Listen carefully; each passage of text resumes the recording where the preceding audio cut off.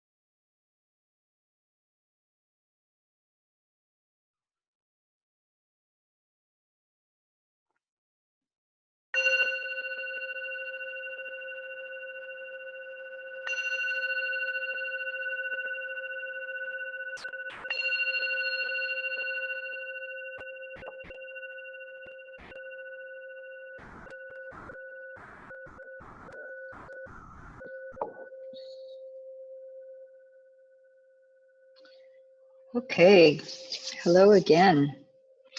So let's start off with some review from yesterday.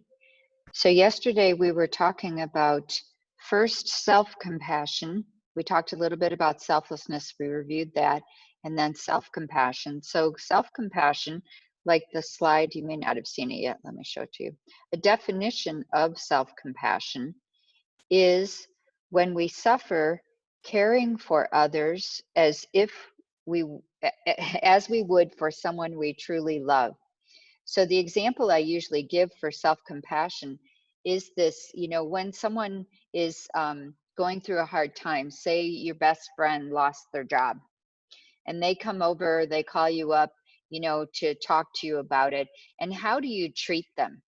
How do you put them down? Do you tell them, oh, they deserve it, they messed up, it's their fault, all these things? We wouldn't say that, would we, to our friends? We wouldn't say that. But yet when things like this happen to us, how do we treat ourselves? How do we, what kind of language do we use toward ourselves, and how do we comfort ourselves? Most of the time we don't. We tend to, say things like, well, you just got to get back to it, and, get over it, kind of things like this. And so learning to treat ourselves with the same kind of respect and kindness and loyalty that we would someone, who we are close to, who we care about. So this is easier for some people, harder for some other people. And then, so then some of the aspects of this um, self-compassion are this self-kindness versus self-judgment. So what kind of words we say to ourselves, how we talk to ourselves. And this, like I said before, can become more clear through mindfulness. And it isn't always exactly sentences. Sometimes it's just feelings like I'm never going to be good enough, like this sense of, and it may not be clear in words, but you have a feeling of like you're trying something, but you also at the same time have a view or a feeling or an experience that you're never going to make it. So even becoming aware of those more subtle ways in which we undermine ourselves, instead saying, well, I'm going to do my best, and what I do have to offer is something, and it's not nothing, and things like this. So learning to be more kind rather than more judgmental. And then recognizing that everyone makes mistakes. We are not alone in the mistakes that we make. Everyone goes through, I mean, even now, everyone is going through difficult times. The economies are not moving at all, so if you're bringing in less money, that's true of the whole world, and some people are not even, able to feed themselves. And so starting to see that we can move outwards in terms of our compassion. We can have compassion for ourselves, and at the same time include others in that, and recognize that, this, I think Lamia, she called it the self-pity mind. This idea that we're, poor me, who's all alone, in this suffering and this difficulty and this discomfort. And one of the exercises too that we do to expand our compassion is that when we are suffering, we become willing to take on all the suffering of everyone who is feeling that same way. So that instead of being, this contracted, self-centered mind, then we become more expansive, and we and may by the virtue of me taking on the suffering of others, may I be the only one that suffers and everyone else be free.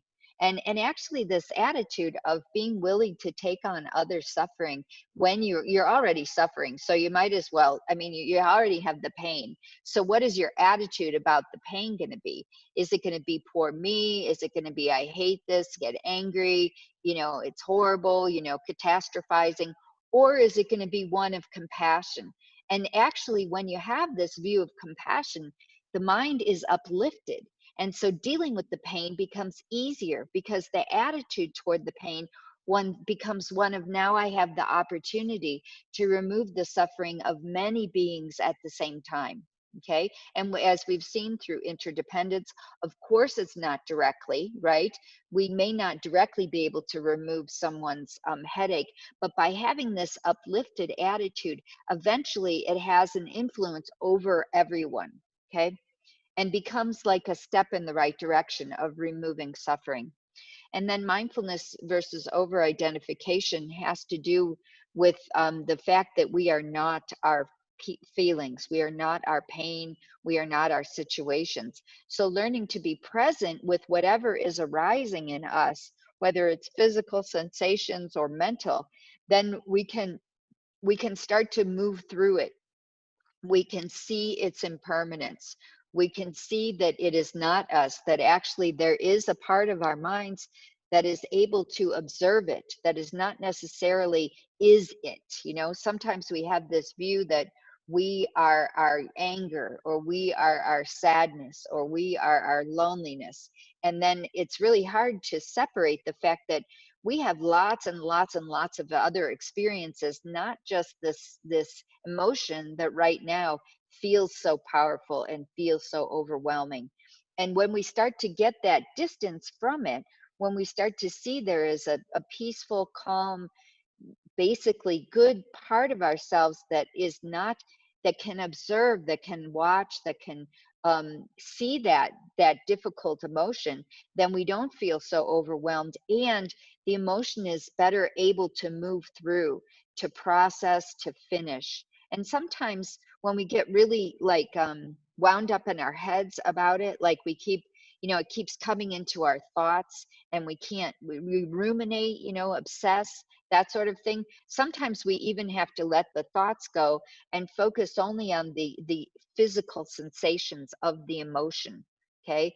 So being, where do I feel it in my body? So we take it even away from this conceptual level to a non-conceptual level. And that can also help process it, help move it through the body, instead of when we stay in our thoughts, when we stay ruminating, we tend to perpetuate it. We tend to make it worse and continue with it. Okay. So these are all aspects of self-compassion. Then we talked about bodhicitta. So the aspects of bodhicitta that we talked about is this warm heart. So having a warm heart for everyone that we meet. And that person, whoever is in front of us, can be a representative for all beings, for all sentient beings. So it's not necessarily that, again, directly we can't go out and show our love to everyone, because then we wouldn't have, if we did it physically, like we gave everything away, or then we wouldn't have anything, right? And we would fall apart and become, starve to death, or get sick, or whatever it is, which sometimes we feel like that's what we're supposed to do, right? Selfishness means, not being selfish means giving everything away, and giving everybody whatever they want, and giving all your time and your energy to everybody, even if you have nothing left for yourself. But that totally doesn't bring wisdom in. We have to bring wisdom in when we're doing these acts of serving others, because without a sense of how I can be strong, then I'm not going to be able to serve anybody. I mean, for a short time, I might give people what they want, but does that really bring lasting happiness to everybody, which is what we're trying to do? So we have to be powerful in some ways. And actually, the more that we learn to do this with wisdom, the more that we need less. We actually find that we can do without, that we don't have to have the newest phone every 2 years or something. We learn that we can make this phone last. There's a saying, if I spend this on me, what will I have to give to others?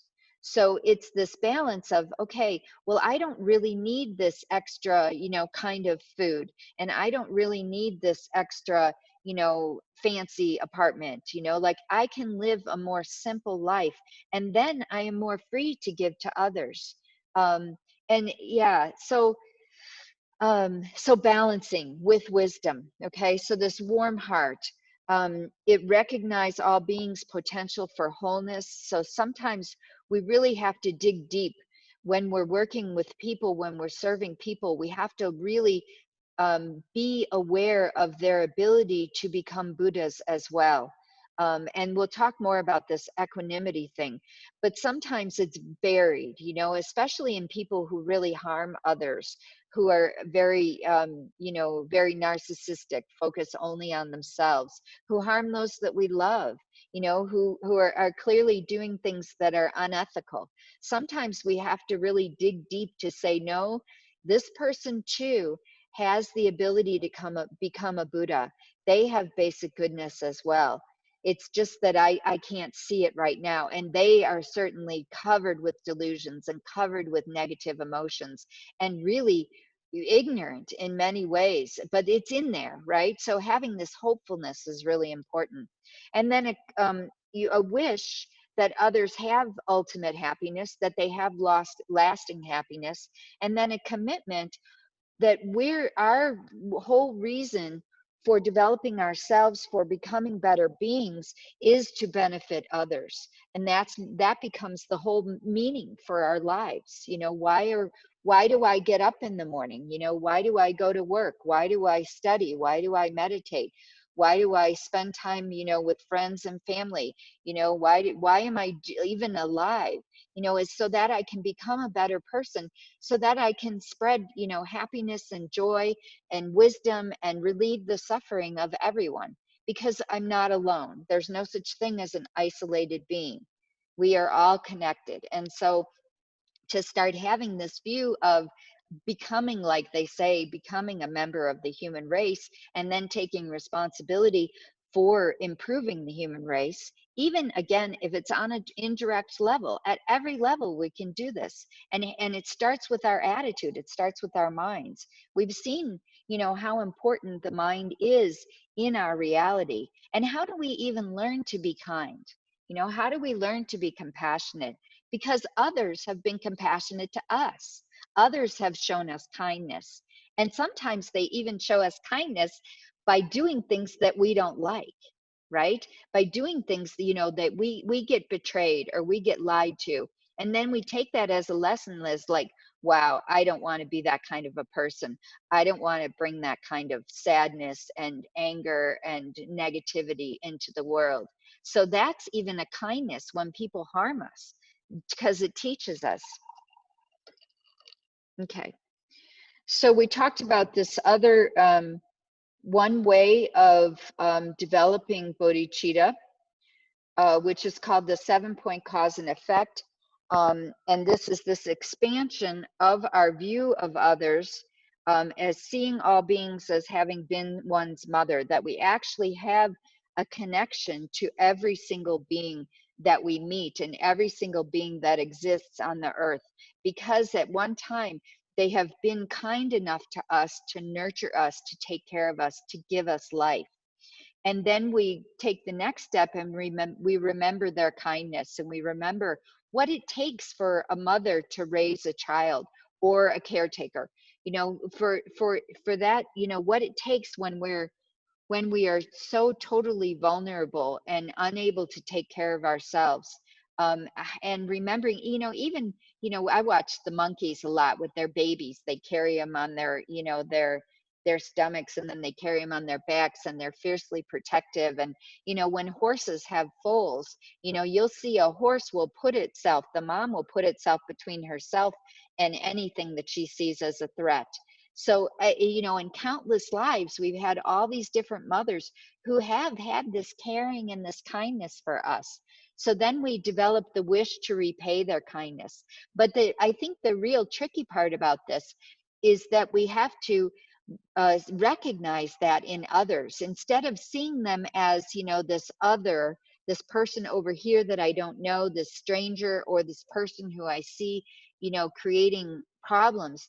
Instead, I start to see them as I have had a close connection with them. And when I can do that with all beings, then I develop this great love that anyone who comes in front of me, and everyone who I think about, and everyone who I imagine, becomes someone who I care about, who I hold dear, who I want to be happy, and then don't want them to suffer. So having this great compassion. And then from that, I even become inspired and develop the courage and the strength to take on the responsibility of removing their suffering, and not just temporary suffering that is going to go away anyway, but ultimate suffering, so they never have to suffer again, so that they can be freed from the cycle of suffering, of being born and subject to aging, sickness, and death over and over and over again. And of course, in order to do that, I have to do it first myself. You know, I can't lead someone to a place that I don't know how to get to. You know, I have to know how to get there. And so this bodhicitta wish is this wish that I become enlightened so that I can lead all beings to enlightenment. I do whatever I can in my life to develop myself spiritually, to develop my positive qualities, my love, my compassion, my wisdom, my kindness, my strength, my courage, all of these things in order to benefit others. And of course, in order to do that, I have to have compassion for myself. How could I possibly have compassion for others? I mean, it's interesting. The studies actually have shown that people can have more compassion for others than for themselves. But I think when wisdom comes in there, when you start seeing how we actually exist, I don't think it's possible that we can have compassion for others and not have compassion for ourselves, because that's a narrow view of the self that is somehow separate from others. Okay, so let's move into equanimity. And I'm going to actually start with a breakout group. So have you talk to each other at the beginning of the session, because I want you to start thinking about it and get your brains going about this topic. And then I'll talk about it. So the topic is equanimity. So I want you to discuss, how do you maintain a balanced and peaceful mind? So let's do like 25 groups. I think that'll put about 3 or 4 people in each group. So how do you maintain a balanced and peaceful mind? So whenever you're ready, Felipe.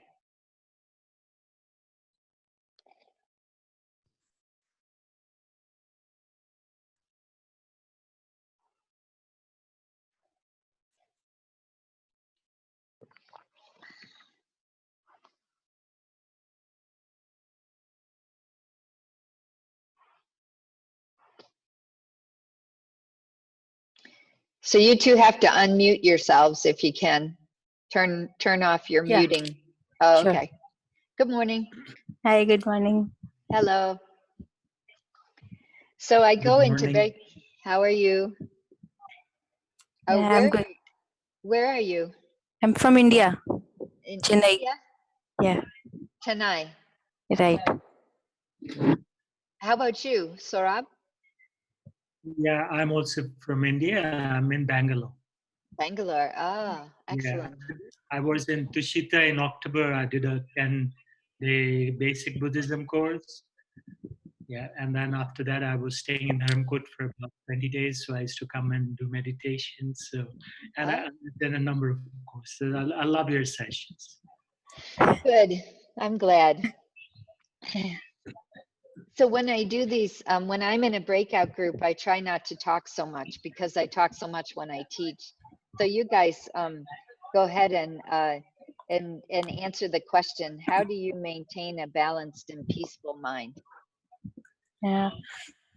For me, I think it's whenever I'm in a situation which is not, I mean, some quarrel is going on or something, not a peaceful situation, I used to keep myself separate from that arguments.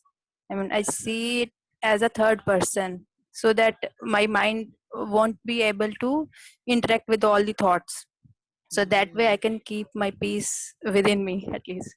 So I usually don't interact with the thoughts of other people. Yeah, for me, it's an ongoing process. I find equanimity is extremely difficult. I get attached to certain ideas, certain places, uh, even thoughts. And and then naturally, when one gets a bit attached, there is this whole cycle of desire, feelings, desire, anger. Uh, and I can also feel the effect of this. The fact that uh, I'm not practicing equanimity. I can feel it in terms of uh, my heart palpitating and so on. And then I realize when once it starts affecting my body, I start realizing that I need to detach myself. So equanimity for me is like a perpetual process. It's like having a daily breakfast where I need to uh, break away, my mind consciously, and then uh, think whether I really need to, be so attached to something. Mm. So it's and uh, yeah, once of course I have this mindfulness. I have this mindfulness that m- at this point of time I'm not really uh, being balanced. Then it becomes a bit easier, but that conscious mindfulness, even while you are speaking to someone, if you are hearing or listening something, or even when you are with your own thoughts, that mindfulness is really necessary to Mhm. practice equanimity. Yeah, and it's difficult in a heated situation, isn't it? Yes, definitely. We can.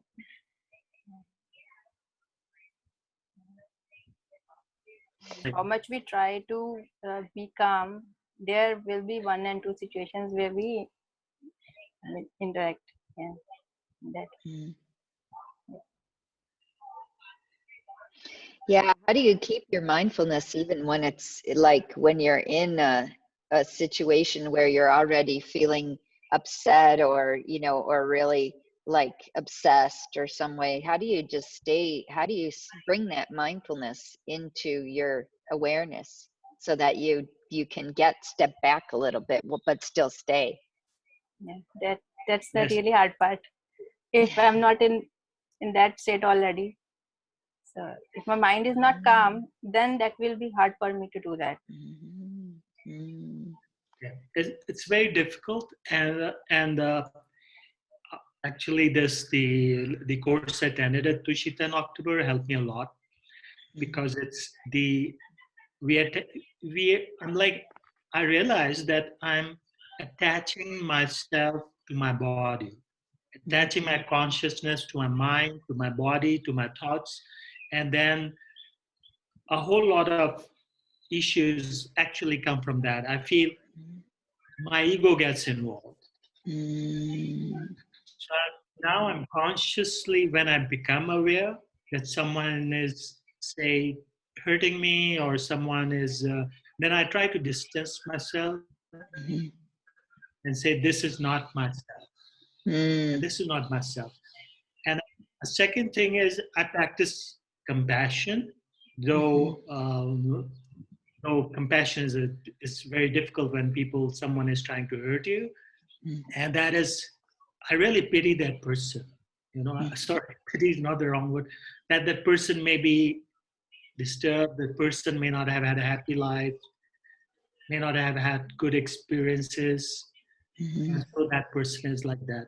So uh, it's not. It's only something recent. It wasn't what I was like before. Mm. So it requires constant practice. Mhm. Yeah. Yeah, I like that idea of you Yeah, have a It's same. been calm easy mind. because I Yeah, was in a sabbatical, and I was Yeah. the last part that Saurav sir said, same for me here too. I mean, that's the thing, because I also used to think, because those people don't know what they are doing. Maybe Mhm. it is not the wrong thing in their point of view, but according to me, that's not the right thing. So, Mhm. Mhm. Yeah. Yeah, when I think the hardest thing is when I think that they're intentionally hurting others, then I Right. have a hard time like staying calm with them. But Right. you know, if we take it from the point of view of they just want to be happy and don't want suffering, like all of us, then it might be easier to see, you know, that they're doing it because they think it's going to make them happy, when in fact, if they're causing suffering, it's not. But you're right, they don't know that. They Yeah. don't know. In fact, some people, they get happiness by making other people unhappy. That's true. And one of the ways that really we can help ourselves in maintaining a balanced and peaceful mind is through the compassion meditation. When the loving kindness, when we imagine a ball of light in our hearts, and we then imagine Yeah. that person sitting, and then we try with every breath we take in that person's sorrow. That's very helpful. Hmm. We're going to do that today, the Tonglen. We're going to do that today. Yeah, I don't, Yeah, I keep forgetting the name. Tonglen. yeah, Tonglen. I just don't remember to do that enough, like when I'm walking around or when yeah, it just doesn't come to mind for some reason for me. So I guess I have to try to remember it somehow, you know, try to have a cue. Yeah. Okay. Thank you very Thank you. much. Yeah, Thank nice you. talking with you.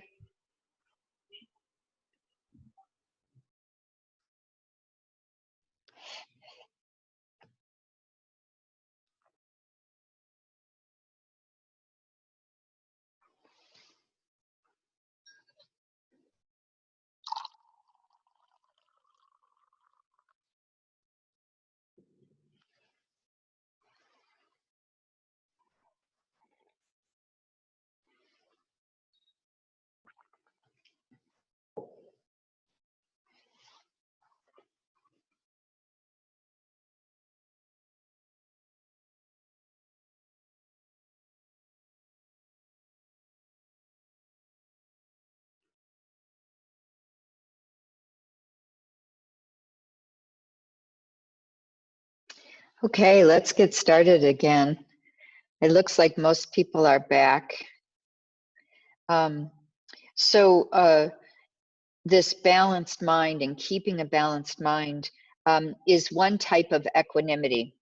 So this idea that we can stay calm, and this is part of patience, and when we're dealing with anger too, this idea that we can stay calm and not be pulled by our external situation, you know, like whatever happens in our external situation, that we don't get overwhelmed by the emotional reactivity. And so we talked a little bit yesterday about this creating this vertical distance between our emotional reactions and our awareness of them. But it takes being aware, it takes being mindful, and it takes being present in those situations. And I just got some good ideas from my breakout group.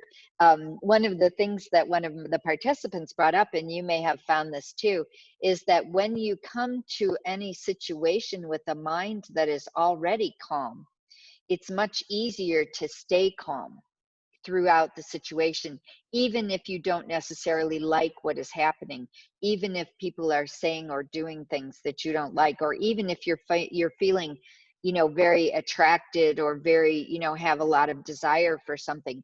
If you practice contentment, you're less likely to have this yo-yo mind like Lama Yeshe talked about. So equanimity, this first type, becomes about not having emotional reactivity. So no emotional reactivity, and staying calm no matter what happens. And then our minds aren't pulled from one extreme to another. Because oftentimes if we get really wrapped up in, say, wanting something, you know, and then maybe we get it, if we get it, oftentimes it's never what we imagined, especially if we got over, like, exaggerated its positive qualities, and then we have the actual experience of it, and then we let down, and the higher we went, the lower we go. Or if we get that thing and then it's we lose it, like the relationship breaks up, or the car gets wrecked, or whatever it may be, we lose the job, then we went so high to when we were getting it, and now we go really low when we lose it. So equanimity is more like just recognizing impermanence, that things are changing all the time. So why should my mind get so absorbed in it? Now, this doesn't take away the fact that I feel, okay? Because you still feel, and it's just not, it's more like the curve, goes like this. If you've taken my classes, this, instead of this way up and way down, it's more like sometimes I'm up and sometimes I'm down. And then my baseline of happiness tends to go up as a result, because I don't have these huge drops in my mood, right? They just, I am just not pulled that low. So my overall doesn't get pulled down. So overall, I tend to be happier and calmer because I am not as caught up in events. And Mingyur Rinpoche always says, life is like a stock market. It's always going to go up and it's always going to go down. And that's just the nature of it. And that's how life is. We're going to have good things happen to us. We're going to have bad things happen to us. And if we really want to be happy overall, then we have to be careful not to get so drawn and caught up in those things. Okay. Then we talk about another type of equanimity, and this is a quote from Carl Jung. Everything that irritates us about others can lead us to an understanding of ourselves. So Carl Jung, you may know, was a psychologist. I believe he was from Switzerland. And he was a student of Jung. I mean, he was a student, he was at the same time as Freud. So they communicated a lot, in particular, in their early careers of becoming, psychiatrists. But then Jung broke away from Freud, because Jung felt like it was more important that one look at the whole being, not just at this, love and work and sex, but also the spiritual component, and how do we become whole beings. So he talks a lot about balancing, our feminine and masculine sides, and our introvert and our extrovert, and our feeling and our thinking. So how we interact with the world, really developing. Most of us come with a propensity or a habitual way of relating to the world. And for Jung, he felt like life was about embracing wholeness, so developing the other sides. Now, this particular quote talks about the fact that when we're unable to practice equanimity with others, sometimes it's related to what is in ourselves. Okay, so for example, if we get really, really irritated with someone, if we get really frustrated and they aren't doing anything directly to harm us, but we still always have this feeling of dislike or this feeling of like annoyance when they're around, then what we need to do is really look at what is it in them that is pointing to something in me that maybe I'm not owning, that maybe I'm not examining, that I'm not accepting in myself. So I had a good friend who, well, at first he wasn't a good friend. I had this feeling, he was very good at pleasing our supervisor. And whenever he would do that, I would, instead of seeing it as a genuine friendship, I would see it as this way that he was trying, sucking up or trying to get favoritism from our supervisor. And this really annoyed me. And it didn't really have anything to do with me, because it wasn't like I would lose my job or it would change my relationship with my supervisor or anything like that.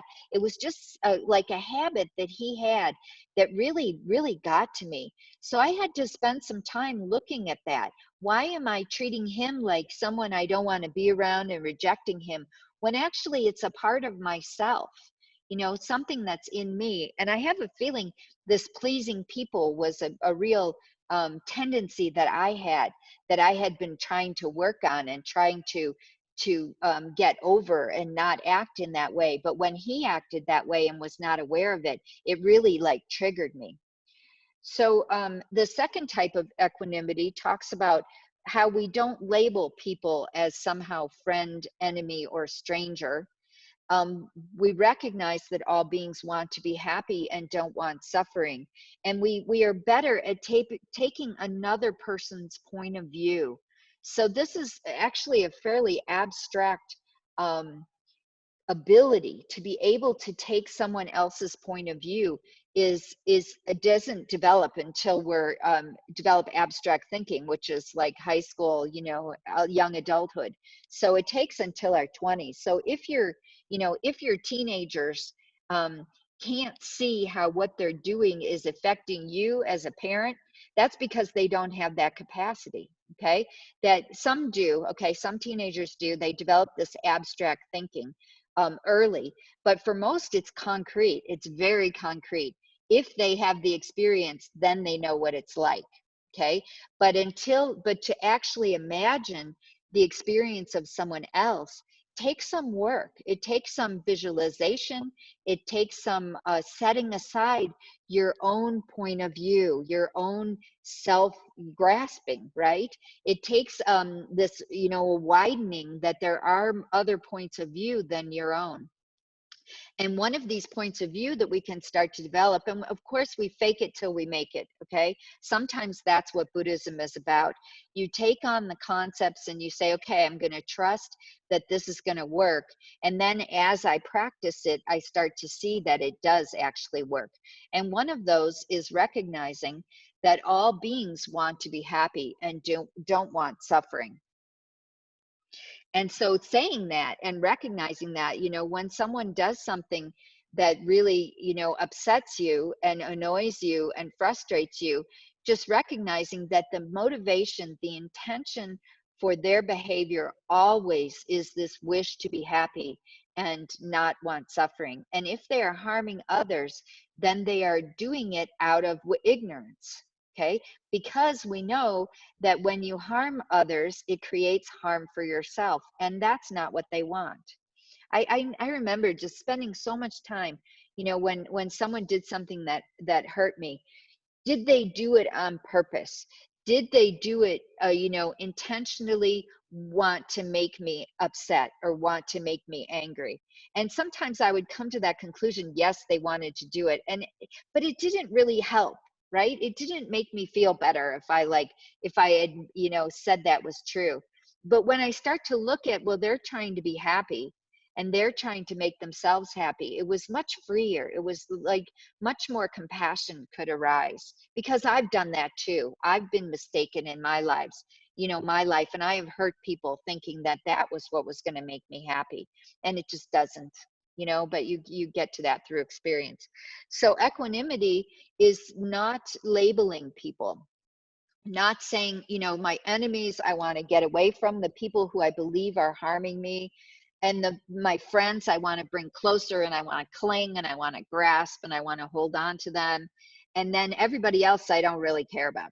Okay, that's usually our way of thinking. And equanimity is getting rid of all those labels and starting to bring our warm heart and our compassion and our love up for everybody. And we did this yesterday in this first technique about seeing all beings as having been our mother. So the other technique that we talked about in the last course, I'm going to review, has to do with exchanging. Okay, exchanging self and others.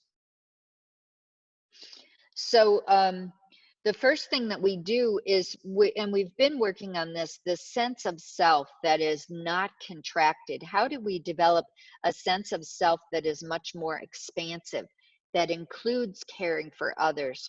And one of the lessons that comes from this equalizing self and others is starting to see that my pain when I hurt is very important to me, right? And I want to get rid of it. And my happiness is also very important to me, and I want to be happy. Okay. I want good things to happen. I want to, have enough money, and I want to have people who love me, and all these things. And recognizing that others want that too, and that their happiness is just as important to them as my happiness is to me. And removing their suffering and getting rid of their problems, no matter if they're the same problems or not, are just as important to them as they are to me. So starting to equalize that there's no reason that that somehow I am more important, or I am suffering more, or I am, I deserve to be happier, that and the only reason we think that is usually because our pain and our happiness is closer to us, right? When I stick a pin in my arm, I feel that pain. When I stick a pin in your arm, I don't feel that pain, right? But only because it's closer, not because I can't imagine the pain that you are feeling when I stick that pin in your arm. Okay, so we can actually start to feel the pain of others as much as we feel our own. Okay, we can start to expand that through our visualization. And anytime, like I was just talking about a bit ago, anytime we feel suffering, anytime we feel upset, or we lose someone, or we start getting really upset about, not being able to go out, or we're really scared, about money, others can feel that in the exact same way. And many, many people they're feeling that now. So then our compassion goes up, and that increases our connection with others.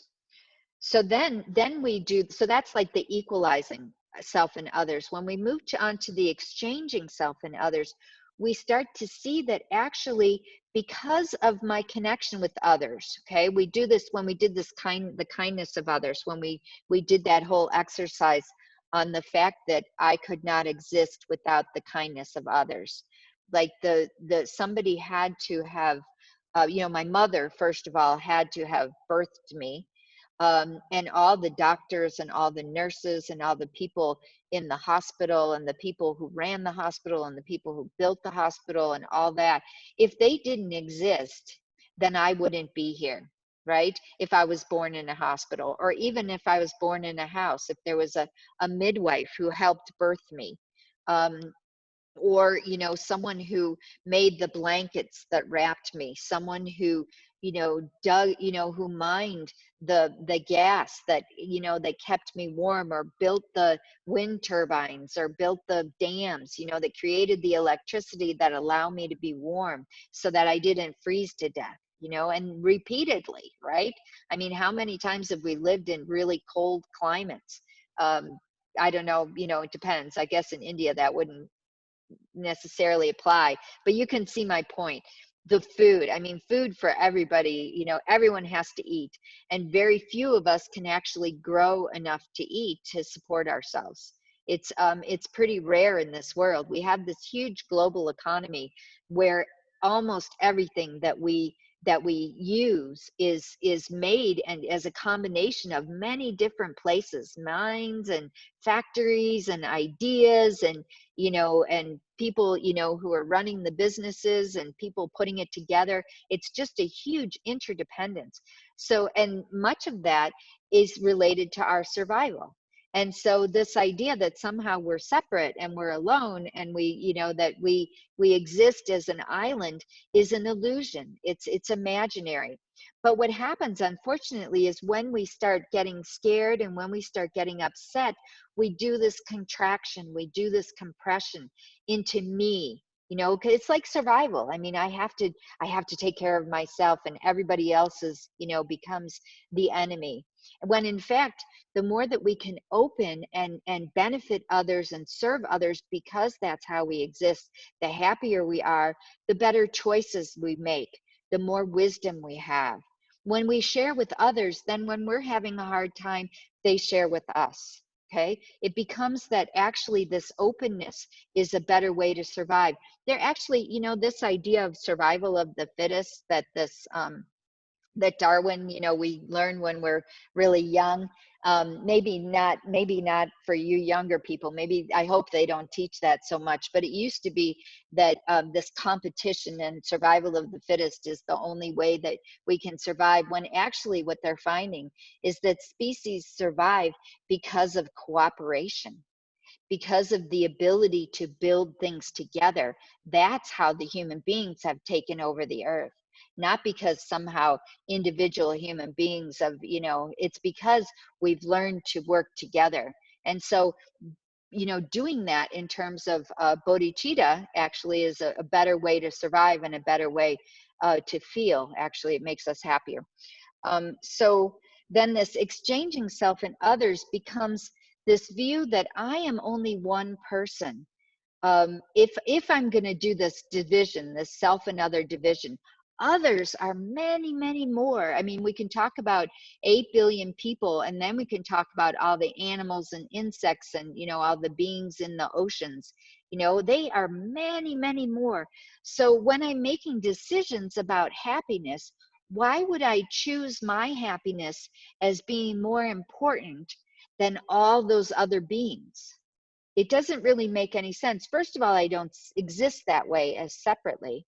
And then second of all, there's so many more of them. There's, yeah.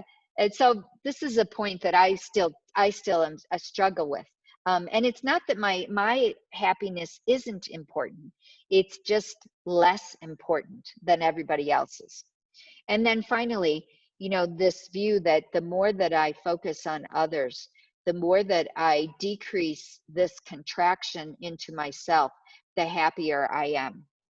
So let's review from the last course some of the disadvantages of focusing only on myself. So self-centeredness. When I am only focusing on myself, I tend to harm others. I become easily offended because I think everybody should be nice to me, everybody should take care of me. And if I have that attitude, then when they don't, I get upset. Now, if I'm thinking about how I can benefit others, I'm not worried about so much how they treat me. I'm not as focused on that. So really small things, they go by. I let them go. It's very easy to let them go. It creates a lot of fear when I'm doing this contraction, focusing only on myself. It's the root of dissatisfaction, because the more I worry about what I get and how I can be happy and my comforts, it's an endless pit. It's like, I can constantly find more things that don't make me happy if that's what I'm only focused on. Okay. Oh, I want this and I want that. And I could, you know, this could be better and this could be better. You know, the way we do that. It creates a lot of conflict with others, especially if we have no consideration for others. And it blocks our spiritual progress, because spiritual progress is about developing compassion and wisdom. And the wisdom has to do with the fact that we are so interrelated with others.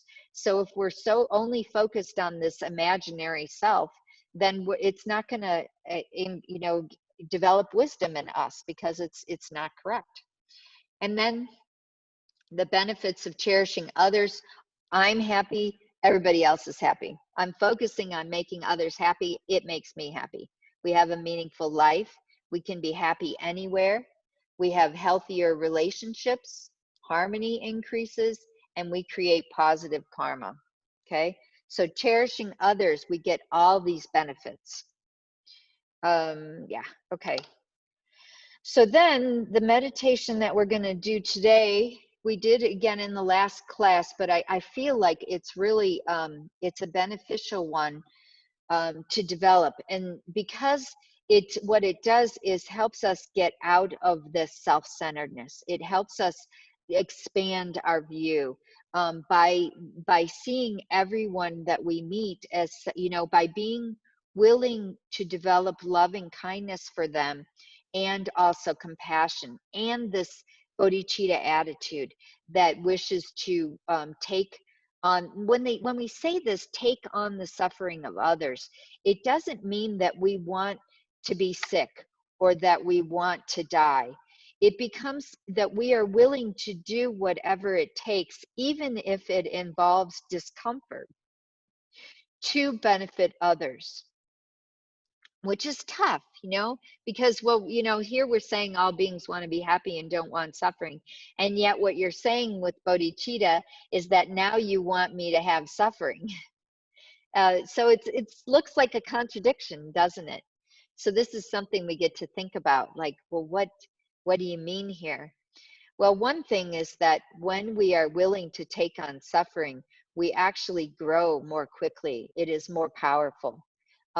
Being willing to take on suffering for others burns off our negative karma. It clears negativity in a huge way. We become stronger. That's another one, is that we become more able to benefit others because we are willing to go through some hardship. Yeah, this is a real value, enduring hardship for the purpose of spiritual progress. It's a value within Buddhism and within Buddhist communities. But I don't think that I have looked at it too closely, because I'm pretty addicted to comfort. But I think it's something we have to look at the reasoning. What's the reasoning in there of me being willing to take on discomfort? And I'm not saying, to the extent that I get sick and I can't function or, like that, but just being willing to give up some of my comfort in order to benefit others. So anyway, okay, back to Tonglen. I think that's a good one to examine. Maybe we'll do a breakout session on that another time. Okay. So this practice of Tonglen is we imagine a person or a group of people in front of us who have some suffering. And of course, everyone who is an ordinary being has suffering of some kind. Even if it's just being stuck in the existence of samsara, subject to suffering, subject to birth, aging, sickness, and death out of our control. And then we imagine that within them that suffering is like some kind of heavy, stinky pollution of some kind, and we become willing to take away their suffering. So it rides on the breath. As we breathe in, we imagine that we are pulling that suffering out of them. So we are taking that suffering away from them. And then to decrease our self-centeredness, we become willing to take on that suffering in order to transform it from dark into light. And we can do this by imagining that there is this hard shell around our basic goodness, around our good heart. And when that suffering meets our heart, that shell around our heart, which is our self-centeredness, it explodes, it breaks up, it dissolves, okay? It doesn't have to be violent, it can just be a dissolving. And immediately that suffering that we took on transforms into light and becomes something very wonderful.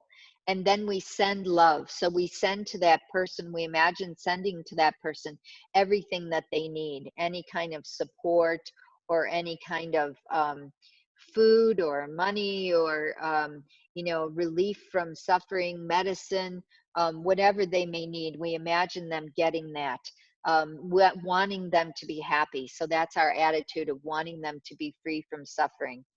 And then we repeat that. So we repeat that we can do it for ourselves. Sometimes we start with ourselves, and that's fine. Sometimes it's easier to start with someone who we care about. It depends on your relationship with yourself. And then we move into a stranger, someone who we don't know very well. And sometimes that's difficult at first because we don't really have a sense of, compassion and loving kindness for that person. And then for someone that is more difficult for us, like, who annoys us or is frustrating, or we're having a really hard time getting along with them, when we do this Tonglen, it actually helps us to have a better attitude toward that person, to start to be more kind to that person. And then that can actually affect our relationships when we're interacting with them. And so Felipe will lead you in this in a few minutes, but if there are questions, we can take some questions now. Okay, there's a couple of questions already. Okay, great. I'll start with Niv. Hi. You can now ask the question. I had a question about, things you mentioned in this class and relate to the 12 links. Just in thinking of like the infinite cycle of samsara, I find myself getting hopeless, like sinking into this hopelessness sometimes and not being able to develop the motivation to free myself, liberate myself and all beings. So how do we avoid that? Yeah. Hopelessness is very much related to a strong feeling, isn't it? Like, where do we feel it? You know, so the first thing would be to become aware of those feelings in our body. Like for me, hopelessness is a weakness sometimes. Like my arms get really weak, and my heart feels very heavy. So that would be important, that you get in touch with exactly what is this feeling of hopelessness. And then as you watch it, as you observe it in your body, you can start to see that it changes, okay? It's not the same all the time, okay? So getting out of your head and focusing on the physical sensations of hopelessness, the body will naturally want to be more uplifted. It will start to want energy. It will start to want to move. It will start to want that heaviness and that down feeling to be released, because naturally the body doesn't want to stay there, and it won't stay there, okay? Then looking at the thoughts. So what are some of the beliefs about our situation that makes us believe that it is hopeless? But first, you really have to start with the physical sensations, and then you can go into what are some of the thoughts that I'm having that are perpetuating this belief that it is hopeless, okay? Seeing that, you know, having a view that, well, it's so impossible, I can't do it, no one can do it, we're just stuck, is some of the thoughts that we can have that keep us in this hopeless state. And so starting to see, are those actually true? Right? I'm not fighting them and saying, no, they aren't true. I'm just bringing awareness to them. Okay, I have a belief that it is just way too much to try to get free from suffering. So then, is that actually true? Have I ever had experiences where I was freed from suffering? Not, you know, totally liberation, but even small ways, you know? Was there ever a time when I was really hopeless and then I moved out of it and I wasn't so hopeless anymore? So that would then give me evidence that no, it is possible for things to change, that change is possible. And then this other thing you can look at, well, what about this Buddha nature, this idea of a Buddha potential? Does that really exist? What is the reasoning behind that? And where is that in me? Have I ever felt that? Have I ever felt this, you know, this urge to grow and become more and become happier and to move out of myself? Have I been able to do that? And when have I done that? And how can I create the experiences that I do that more? Okay. So these are lots of different ways to deal with that. And even looking, even small, tiny, looking for the tiniest change and the tiniest shift can be really important, because that shows that it's there, that it does exist. The hopefulness is in you, but you have to look for it. It's there. I mean, I have no doubt it's there, and I'm sure you do, but you have to really look for even those tiny instances of it, and then say, that's not nothing. And if that exists, that means it's there. It's not nothing.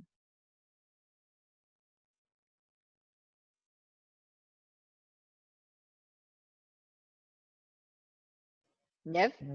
I'll unmute her. I think she got muted again. There you go. Thank you. That was really, really, really helpful. Okay, good. Good.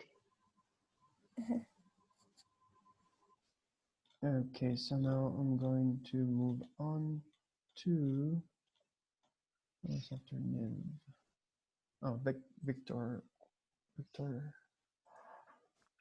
you can ask your question now. Hi, hi, Drolma. How are you doing? Hi, good. This may seem like a very odd question, but when we say all beings want to be happy, what does being happy mean or look like in this context? And I know we always say free from suffering, but if I'm going to sit and look at another being and think, okay, this being just wants to be happy, Right. I kind of get hung up a little bit on this. Is it ultimate happiness or just what they need at that moment to relieve them of that suffering? Yeah, I think it's all of it, right? Because we need some basic happiness in order to progress spiritually. In order to get to ultimate happiness, we have to have, you know, food, clothing, shelter, time, you know, intelligence, all those things. So I think it's whatever they need in So the when moment. somebody's being cruel. Oh, okay. Right. Okay. Yeah, So if if someone, someone's being cruel and I'm supposed to imagine, okay, I know they want to be happy. okay, but it looks like they're going about it the wrong way. Right.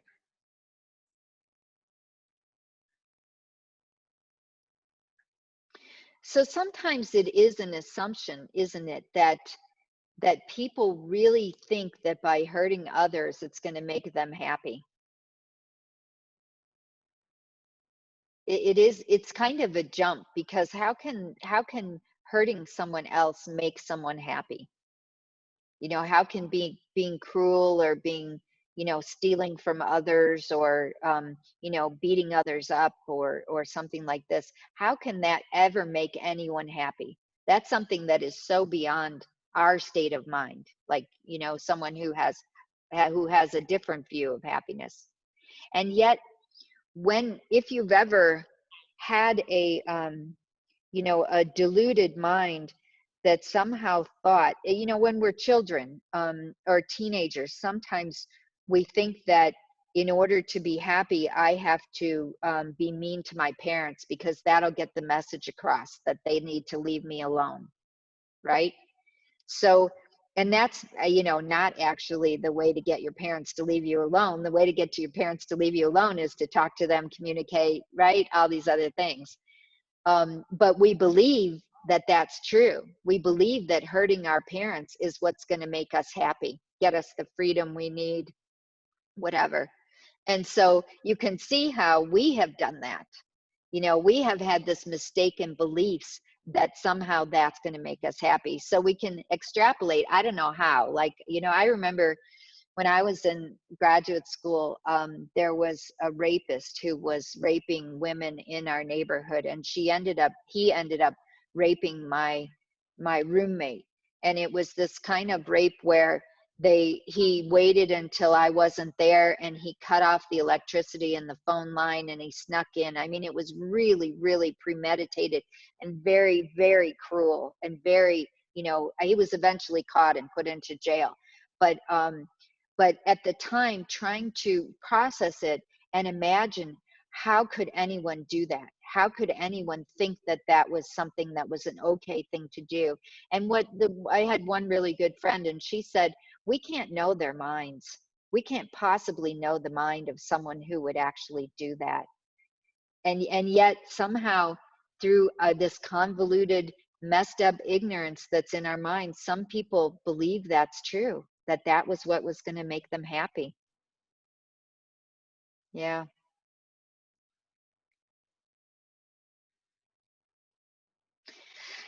That's all I got. So much, and so good to see you. Yeah, you too. Where are you? And are you in Colorado? I'm in Colorado, yes. Ah, good, good. Okay, so let's go to meditation now. Right, so everyone please go back to a comfortable position. Let's set up our postures again and bring a sense of calmness, of groundedness.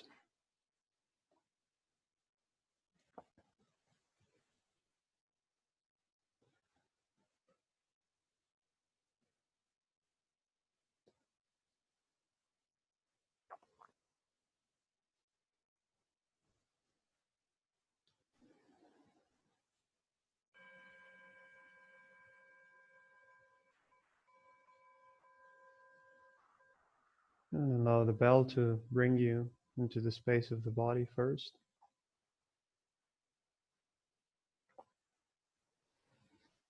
Take a couple of minutes to settle down, to bring the experience of the body in its natural state once again. You can take a few deep breaths in order to relax more and more, to let go of any tension, let go of any worries and concerns. And simply go back to that baseline of calmness, relaxation, stillness, and alertness.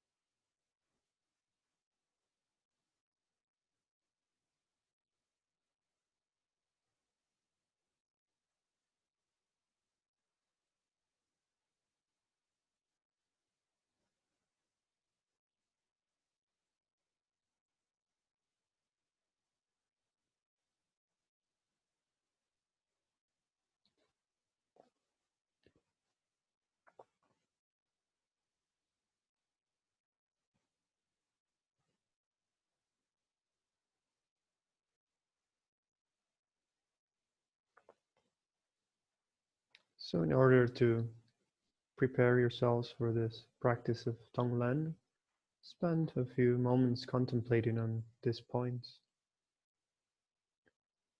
All beings want to be happy. They have basic needs for food, shelter, being comfortable, feeling safe and loved. And they have things they wish for, like friends, possessions, a satisfying job, and so forth. All beings also want to be free of every kind of pain, problem, and suffering.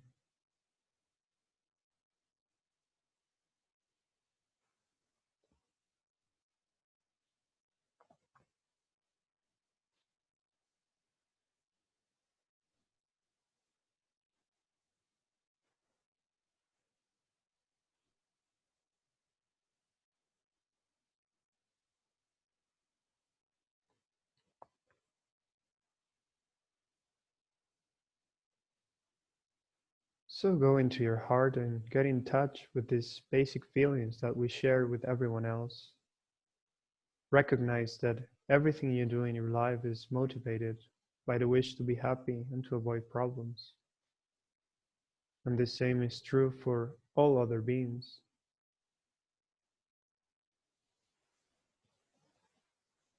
And don't feel that there's anything wrong with feeling this way. We all deserve to be happy and free from all pain.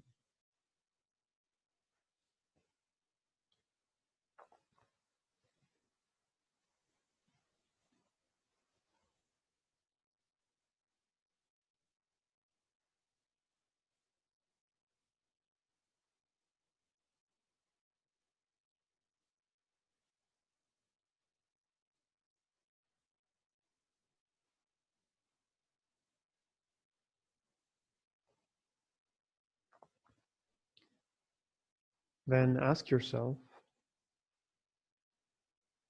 if we are all the same in wanting to be peaceful, happy, and satisfied, and not experience any unhappiness, pain, or problems, is it right for me to care only about my happiness and my problems? And check, What is the result of such a self-centered attitude? Does it actually bring you the happiness that you want and prevent you from experiencing the problems you don't want?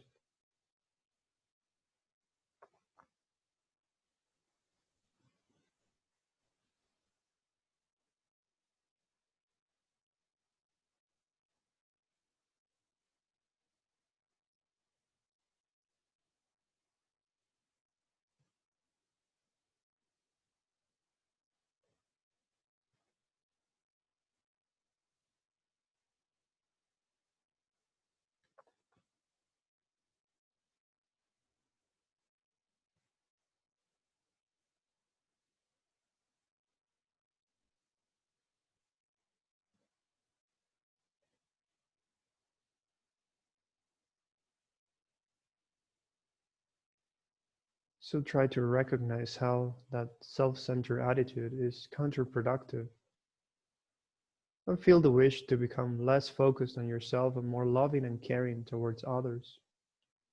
It is possible to transform your mind in this way. And one method that can help you do this is certainly the practice of Tonglen.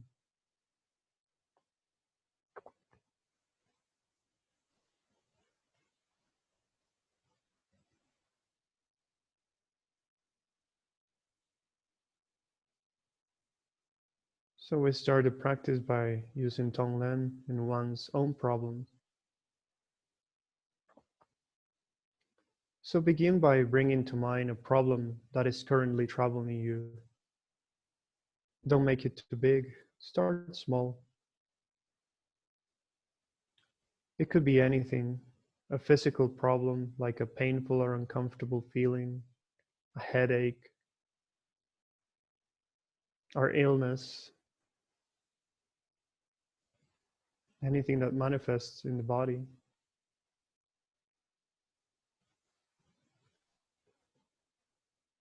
Or it could be something emotional such as sadness, hurt, or loneliness. Allow this problem to arise in your mind and feel how painful it is, how your mind wants to push it away.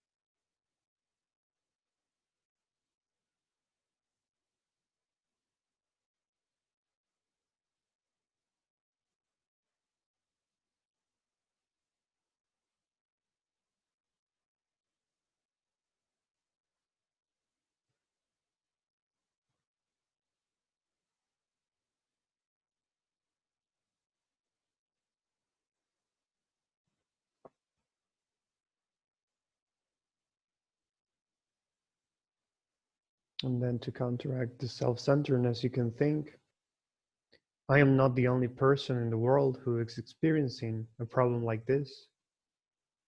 There are so many others. Think of all the people who may be experiencing the same or a very similar problem. Some of them to an even greater degree than yourself.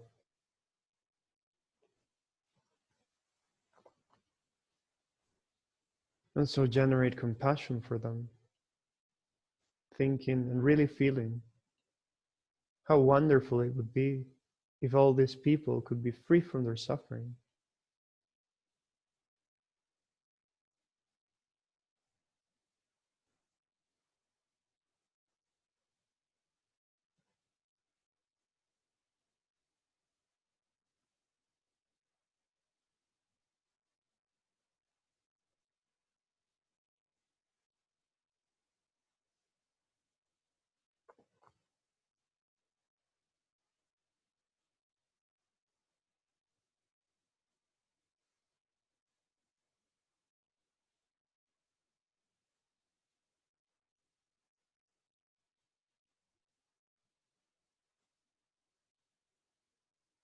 And then decide that you will accept or take on your own experience of this problem, with the compassionate wish that by doing so, all those other people will be free from their suffering.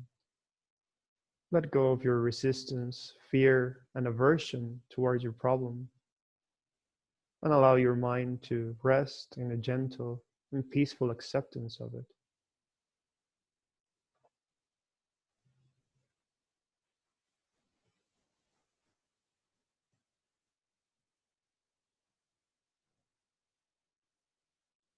Thinking that by accepting this problem of your own, all others will be free of their own problems.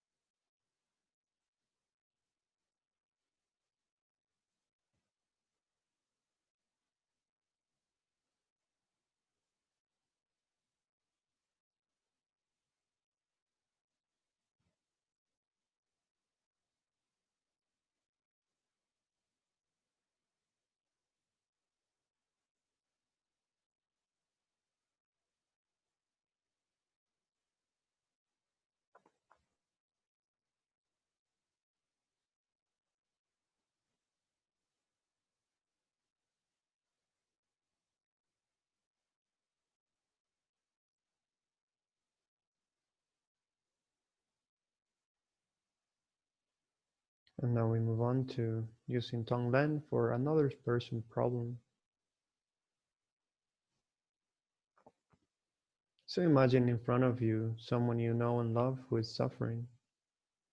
Doesn't have to be only an individual, it can be even your entire family. And trying to put yourself in their situation, try to really feel the suffering that they are experiencing and how they wish to be free of it.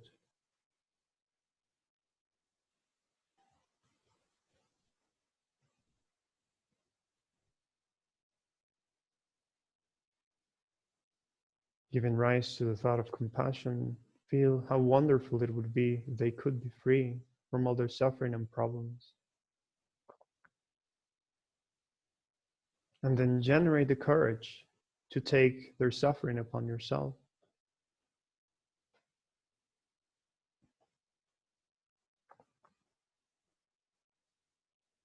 Visualizing your delusions such as self-centeredness, anger, attachment, and jealousy in the form of a solid dark rock, a shell surrounding your good heart.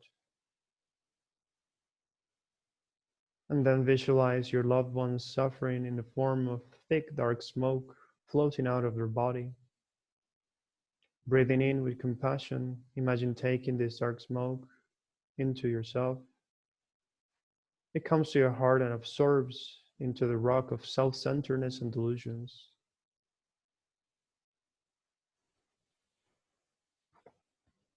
Slowly harming it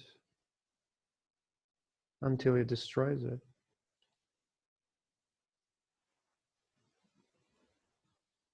The rock, the suffering of your own and the other person or the other group of people become utterly non-existent.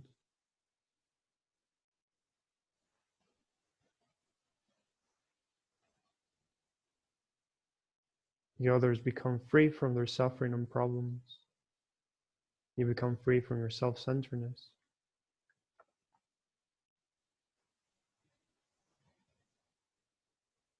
And as you exhale, breathe out with happiness, positive qualities, merit in the form of bright light, breathing out with loving kindness. Imagine that this transforms into whatever will bring joy and peace of mind to this person or group of people.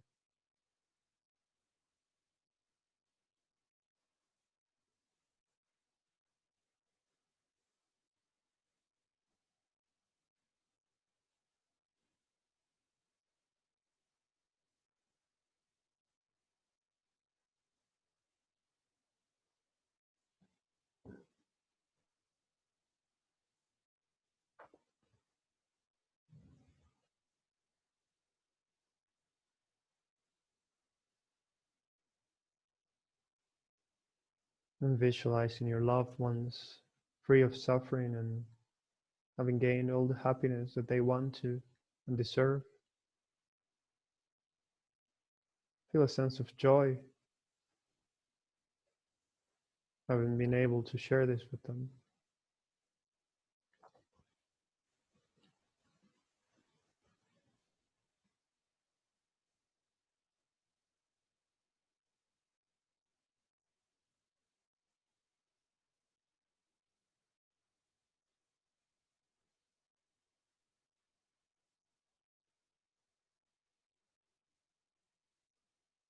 Seeing them happy and fulfilled, you can be happy yourself.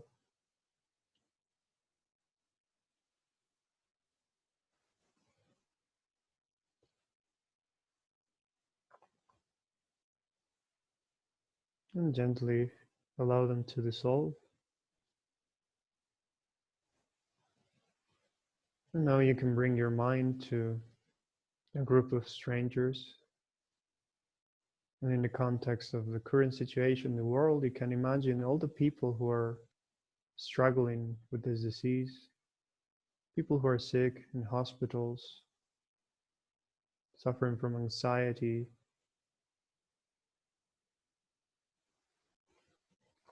all these people you may not know, but you can develop a wish to help them. And repeating the process once again, breathing in with compassion, breathing out with loving kindness, developing the courage, the strong intention to take upon yourself the suffering of others, and to share your happiness, joy, and merit with all those who are struggling.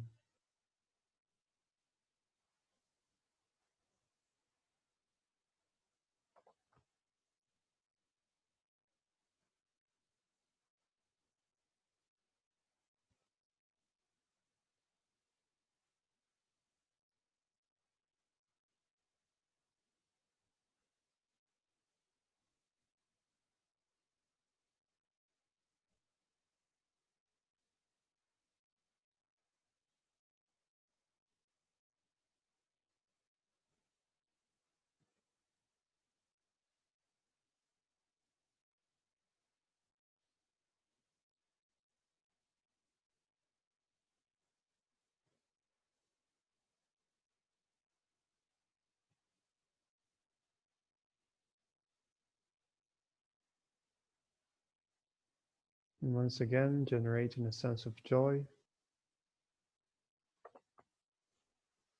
gently allow this group of people to dissolve. And now bring your mind gently towards a group of people that you may not necessarily like or feel close to. It can be world leaders or people who are being reckless or careless in a time as the one we're experiencing. People whose actions you don't approve of. And yet they also want to be happy. And they are also suffering. Most likely that is why they behave in the ways that they do. Open up your heart to them. Accept them as fellow human beings. People who, just like you, want to be happy and free of suffering. And with this openness of heart, generating the courage, once again, breathing in with compassion, breathing out with loving kindness.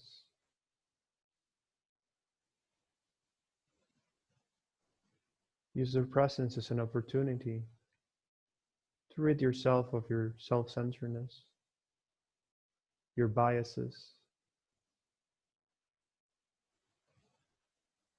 and to wish from your heart for these people to be free of all their sufferings, to have all the happiness that they wish for.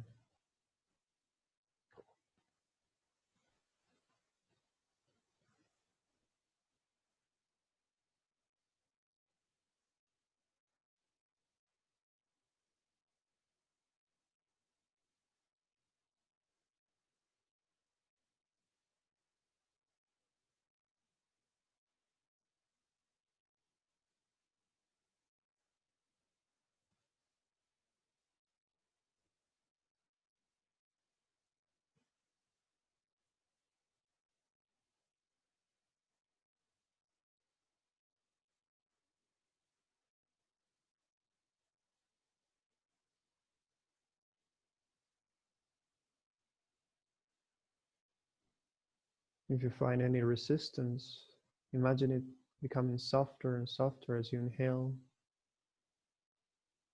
And imagine your good heart, loving kindness shining through as you breathe out.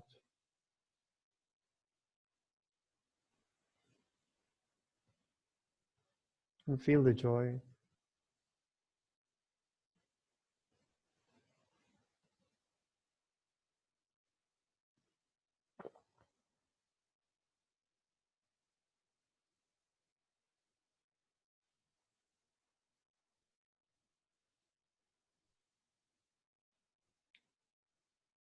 And gently allow this group of people as well to dissolve.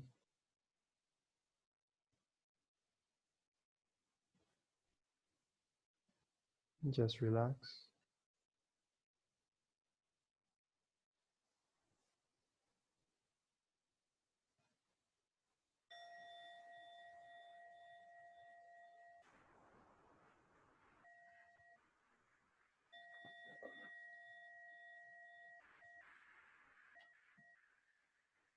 Slowly coming out of the meditation.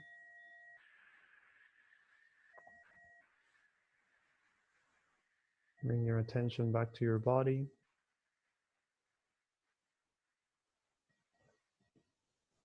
And maintaining this awareness of loving kindness and compassion. Offer this prayer as a means to dedicate and offer the merit we created in this session. May all beings everywhere, plagued by suffering of body and mind, obtain an ocean of happiness and joy by virtue of my merits. May no living creature suffer, commit evil, or ever fall ill. May no one be afraid or belittled, with a mind weighed down by depression. May the blind see forms and the deaf hear sounds. May those whose bodies are worn with toil be restored and finding repose. May the naked find clothing and the hungry find food. May the thirsty find water and delicious drinks. May the poor find wealth and those weak with sorrow find joy. May the forlorn find hope, constant happiness, and prosperity. May there be timely rains and bountiful harvests. May all medicines be effective and wholesome prayers bear fruit. May all who are sick and ill quickly be free from their ailments. Whatever diseases are in the world, may they never occur again. May the frightened cease to be afraid, and those bound be freed. May the powerless find power, and may people think of benefiting each other. For as long as space remains, for as long as sentient beings remain, until then, may I too remain, to dispel the miseries of the world.